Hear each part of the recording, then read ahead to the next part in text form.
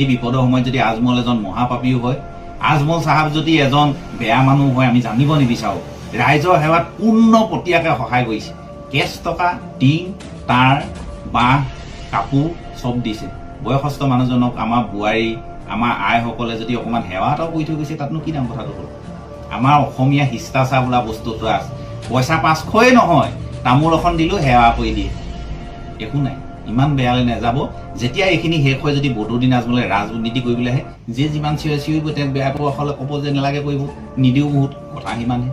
অন্তৰত আঘাত পায়, বয়স হৈছে নহয়, সেই টেনশ্যনতে কেতিয়াবা কিবা এটা হ'লে আপোনালোকে জগৰীয়া হ'ব, যিসকলে বানপীড়িতই তেখেতৰ পৰা সাহায্য লৈ আছে। যথেষ্ট বয়স হৈছে, অন্তত ভগৱানলৈ চিন্তা কৰি অকণমান বয়সস্থ মানুহজন বৰ্তমান পৰিস্থিতিটো লৈ বাৰু সেই বয়সস্থ মানুহজনক কিয় এনেকৈ টৰ্চাৰ কৰিছে। ডায়েবেটিছ এজন পেচেণ্ট, দুজনে দাঙি দিব লাগে, ডিছ শ্লিপৰ প্ৰব্লেম আছে, সেইকাৰণে চকীখন লৈ তেওঁ বহিছিলে।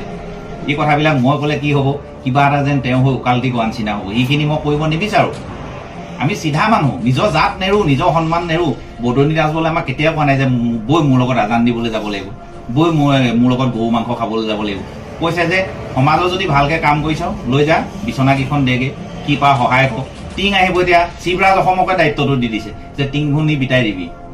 গতিকে আমি কি কৰিম? যদি কৰিবলৈ বদৰুদ্দিন আজমল শিৱসাগৰলৈ আহিব, তেতিয়া এইবিলাক মন্তব্য কৰিব। তেতিয়া আমি বেছিভাগ হিন্দু মানুহ, কিডনী বেয়া, আং বেয়া, টাং বেয়া, আমুক নাই, আমি বহি থকা সময়তে মানে আচৰিত খাই গৈছোঁ। দি দে বুলিহে কয় কোনে, একবাৰো এটা কথা ৰিকুৱেষ্ট কৰা নাই। না একাপ চাহ খাই আছে, তেওঁ তাতে পঢ়ি ল'ৰা এটা 600 কিমান নম্বৰ পাই ওলাই আহিছে, চাহকে বন্ধ কৰি দিছে, তাক ধন্যবাদ দিছে, চেক দিছে, ভালকৈ পঢ়িবলৈ কৈছে। আৰু তেওঁৰ মাজত যদি মহাপাপ সোমাই আছে আমি জানিব নিবিচাৰোঁ। এতিয়া এই বিপদৰ সময়ত আজমল চাহাবৰ নিচিনা এজন বয়সস্থ মানুহক যদি আমি ভৰিত অকণমান ধৰি সেৱা এটা লওঁ, কি পাপ হ'ব নেকি? এজন বয়সস্থ মানুহ, আৰু আমাৰ হিন্দু সভ্যতাই ডাঙৰক সন্মান কৰিবলৈ শিকাইছে। মোৰ ছোৱালীজনীক প্ৰথম যেতিয়া চিনাকি কৰিবলৈ দিছিলোঁ, ময়ে কৈছিলোঁ যে ককা ভৰিত ধৰি পেলাই নি আশীৰ্বাদ অকণমান লওঁ।